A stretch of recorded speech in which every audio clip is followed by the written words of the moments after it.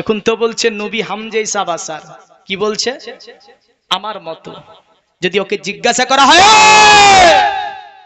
নবী আমার মতো, তো তুই কিছু বল, কিছু দলিল দে।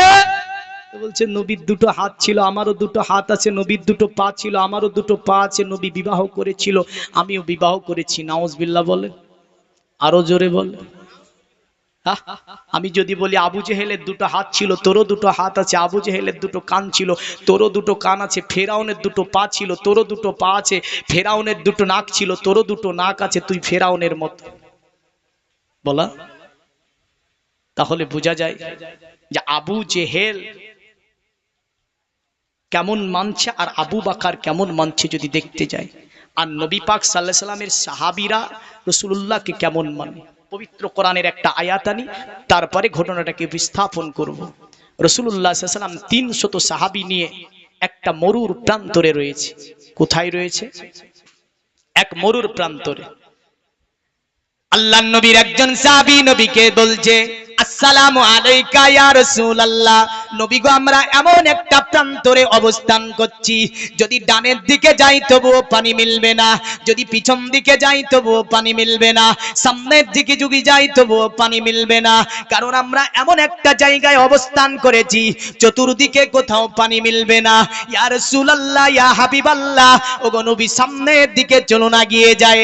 সামনের দিকে আগিয়ে যাবার পরে এমন একটা জায়গাতে অবস্থান করব আমরা, যাতে করে ওই জায়গাতে পানি পাওয়া যায়, যাতে করে আমাদের পশুগুলোকে পান করাতে পারি, আমরাও পান করতে পারি। এমন একটা জায়গাতে অবস্থান করতে হবে। আল্লাহর নবী সাহাবী আবু বকর বলল, এই সাহাবী শোনো, তুমি নবীকে এমন করে কেন বলো? তুমি কি জানো না আল্লাহর নবী আমাদের জন্য রহমত হয়ে এসেছে? এই হাদিস কি তুমি পড়োনি? ফাজালাল মা ইউফাব্বিরু আসিবাতুহু কাইফাল ইউন। কারণ আমার আল্লাহ বলছে, গো আমার নবী, আমি আল্লাহ পাক, অতএব আমি আল্লাহ পাক আপনার প্রতিটা আঙ্গুলের ডগাতে জান্নাতের ঝর্ণা লাগিয়ে দিয়েছি। জোরে বলেন সুবহানাল্লাহ। নবী আমার ইচ্ছা করলে দুনিয়ার জমিন থেকে জান্নাতুল ফিরদাউসের আপনার ওই যে নদীগুলো আছে, জান্নাতুল ফিরদাউসের পদতলে একটা নদী হচ্ছে মধুর নদী। এই নদী থেকে দুনিয়ার জমিন থেকে আমার নবী আপনাকে মধু পান করাতে পারে। নবী পাকের আরেকটা আপনার উংলিতে আল্লাহ ঝর্ণা লাগিয়েছে। জান্নাতুল ফিরদাউস সবচেয়ে বড় জান্নাত। এই জান্নাতের পদদেশে আরেকটা নদী আছে, যে নদীটার নাম হচ্ছে দুধের নদী। আল্লাহ নবী ইচ্ছা করলে দুনিয়ার জমিন থেকে এই দুধ আপনাকে পান করাতে পারে। আল্লাহ নবীর আরেকটা উংলির ডগাতে রয়েছে জান্নাতে আরেকটা আপনার নদী আছে, যে নদীটার নাম হচ্ছে সারাবান তোহরা, মানে সারাবের নদী। আল্লাহ নবী ইচ্ছা করলে দুনিয়ার জমিন থেকে সারাবান তোহরা আপনাকে পান করাতে পারে। আবু বকর বলছে, নবী সাহাবী, এখানেই নবী তাঁবু গাড়তে বলেছে, এখানেই আমরা অবস্থান করব। বলল আবু বকর, ওগো আবু বকর, আমাদের কাছে পানি শেষ হয়ে গেছে, আমাদের মেশকে কোনো পানি নাই, আমাদের এই পশুগুলো খুব পিপাসিত হয়েছে, আমরা পিপাসিত হয়েছি। এ আবু বকর, এতটা পানি কোথায় পাওয়া যাবে? আবু বকর বলল, শোনো নবী সাহাবী, আল্লাহর নবী ইচ্ছা করলে সকল কি পান করাতে পারে। আল্লাহুম্মা সাল্লি আলা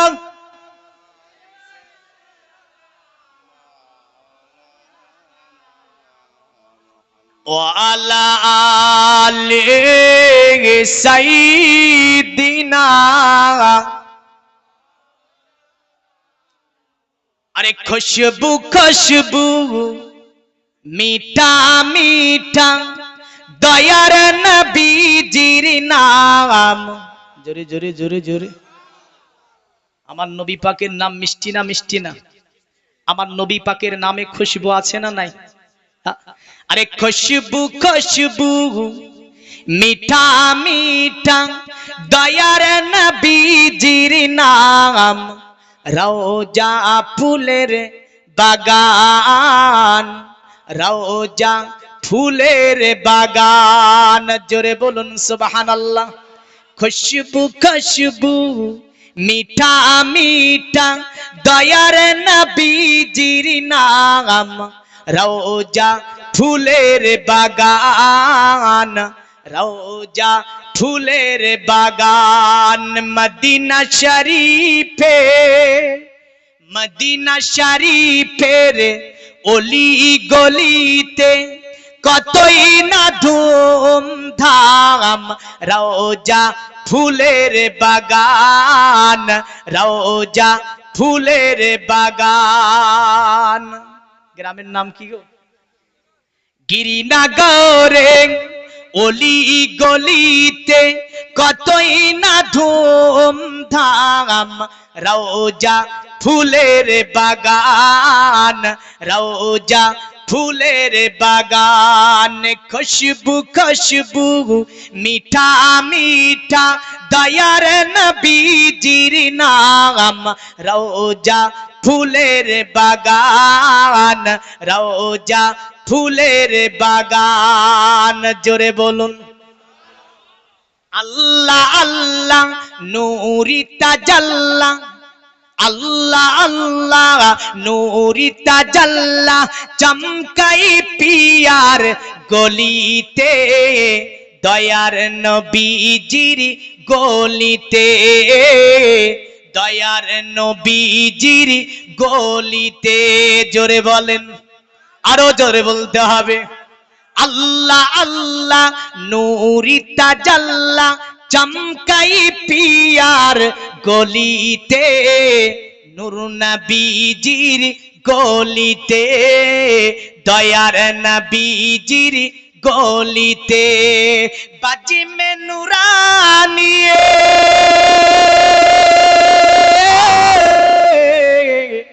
বাজি মে নুরানি রাত নুরানি, দেখো জান্নাতের বাগান। আরো জোরে বলেন। বাজি মে নুরানি রাত নুরানি, দেখো জান্নাতের বাগান, রওজা ফুলের বাগান, রওজা ফুলের বাগান। খুশবু খুশবু মিঠা মিঠা দয়ার নবীজির নাম, রওজা ফুলের বাগান, রওজা ফুলের বাগান। নাজিদি উহাবি, তো সুবহানাল্লাহ। নাজিদি উহাবি কেমনে যাবি দয়ার নবীজির সামনে, যেতে পারবে? নবীকে আমার মতো বলিস, নবীর সম্মুখে যেতে পারবি না। নবীকে মাটির তৈরি বলিস, নবীর সম্মুখে যেতে পারবি না। নবীকে এক্সাম্পল দিস, নবী বিবাহ করেছে, আমিও বিবাহ করেছি, নবীর সম্মুখে যেতে পারবি না। এ নবীতে রাগ হয়, নবীর সম্মুখে যেতে পারবি না। সালাতু সালামে রাগ হয়, নবীর সম্মুখে যেতে পারবি না। কারণ নাজদি উহাবি যারা আমার নবী পাকের প্রশংসা চাই না, ওরা চাই কি নবীর প্রশংসা ওদের কাছে ভালো লাগে না। নাজিদি উহাবি কেমনে যাবি দয়ার নবীজির সামনে, মুখ দেখাবি কেমনে, মুখ দেখাবি কেমনে। নাজিদি উহাবি কেমনে যাবি দয়ার নবীজির সামনে, মুখ দেখাবি কেমনে, মুখ দেখাবি কেমনে। তোর নামাজ রোজা, তোর নামাজ রোজা সবই বাতিল, যাবি জাহান্নাম।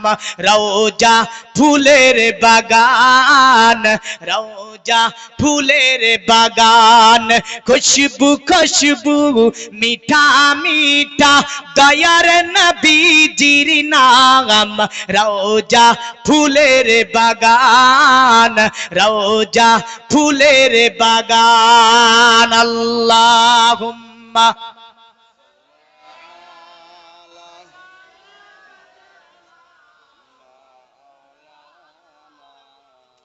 ওয়া আলা আলি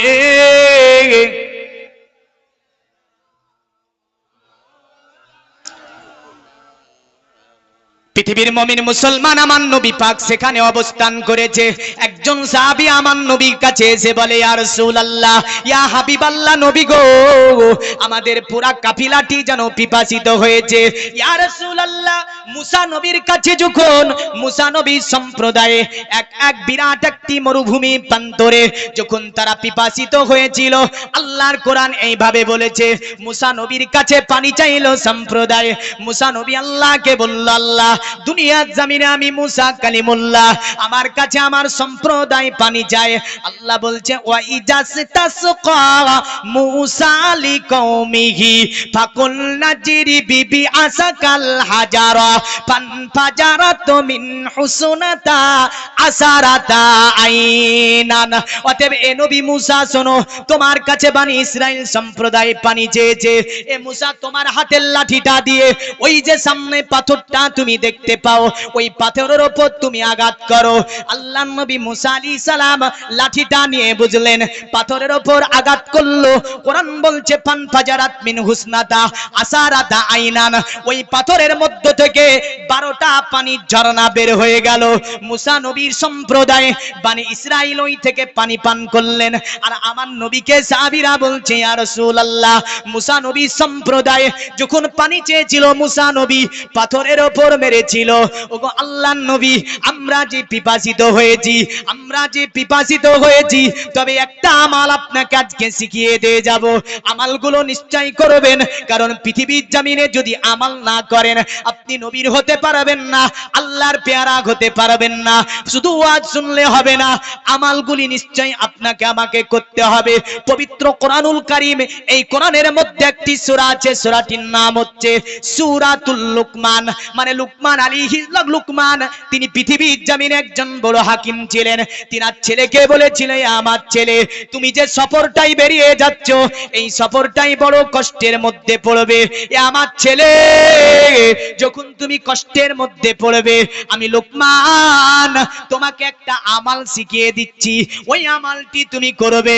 আল্লাহ পাক তোমাকে যে কোনো মুসিবত থেকে আমার আল্লাহ হেফাজত করবে। জোরে বলেন সুবহানাল্লাহ। লুকমানের ছেলে বলেছিল, আব্বা, আমার আব্বা বলুন কি আমল করতে হবে? লুকমান হাকিম বলেছিল, আমার ছেলে শুনে রেখে দাও, পৃথিবীর জমিনে একটা কাজ তুমি করবে না কখনোই। তিনি বলেছিলেন, ইয়া বুনাইয়া লা তুশরিক বিল্লাহ ইন্নাশ শিরকা লা যুলমুন আযীম। আমার ছেলে শুনে রেখে দাও, আল্লাহর সঙ্গে কাউকে শরীক করিও না, কারণ শিরিক হচ্ছে পৃথিবীর জমিনে সবচেয়ে বড় গুনাহ। আর আমার সন্তান, শোনো, যখন তুমি বিপদগামী হবে, আল্লাহর কাছে হাজাতের নিয়াত করে 2 রাকাত নামাজ আদা করবে। ওটাকে মনে করে আমার আল্লাহ তোমাকে সমস্ত বিপদ থেকে রক্ষা করবে। জোরে বলেন সুবহানাল্লাহ। তাহলে আমরা বিপদগামী যখন হব, আল্লাহর নবী বলেছেন, তোমরা 2 রাকাত হাজাতের নামাজ পড়ো। কি করতে হবে? হাজাতের নামাজ জানেন না? অনেকে ভাবছেন 5 ওয়াক্ত তো পড়ি না, মৌলভী সাহেব বাবা কোথায় নিয়ে গেল রে? হাজাতের নামাজ মনে মনে বলছে। দেখেন, লুকমান বলেছিল, ঘটনার বড়, আমি ওই জায়গাটা শুধু একটা আমল দেওয়ার জন্য নেব। তো বিরাট এক মরুভূমিতে লোকমানের ছেলে পিপাসিত হয়েছে।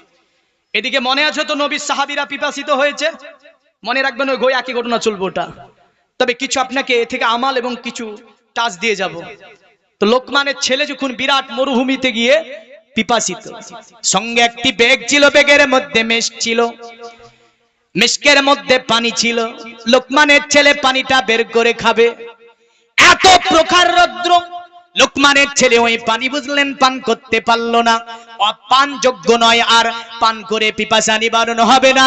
বাবার কথা স্মরণ হয়ে গিয়েছে, কারণ লোকমান বলেছিলেন, আমার ছেলে, সফরের মধ্যে যদি তুমি কোনো বিপদগামী হও, আল্লাহকে স্মরণ করে 2 রাকাত হাজাতের নামাজ পড়বে।